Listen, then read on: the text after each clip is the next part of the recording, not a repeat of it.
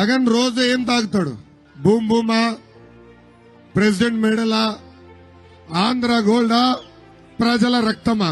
చేతులెత్తి చూపించండి. ఈ రోజు క్వార్టర్ బాటిల్ తాగే వ్యక్తి దగ్గర నుంచి ప్రతిరోజు 25 రూపాయలు జే ట్యాక్స్ కట్టించుకుంటున్నారు.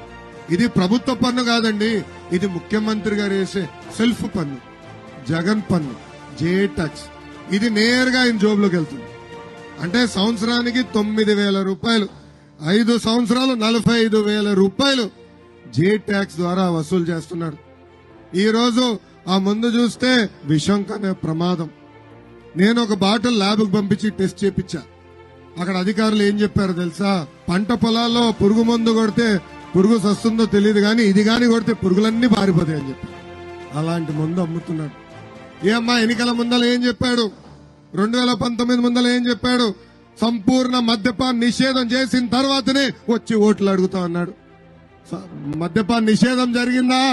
మద్యం తయారు చేసేది ఆయనే, బాటల్లో నింపేది ఆయనే, అమ్మిచ్చేది కూడా ఆయనే. ప్రతి షాప్ కి టార్గెట్ ఇచ్చి వైకాపా నాయకుల ద్వారా ఈ రోజు మద్యం అమ్మిస్తున్నారు.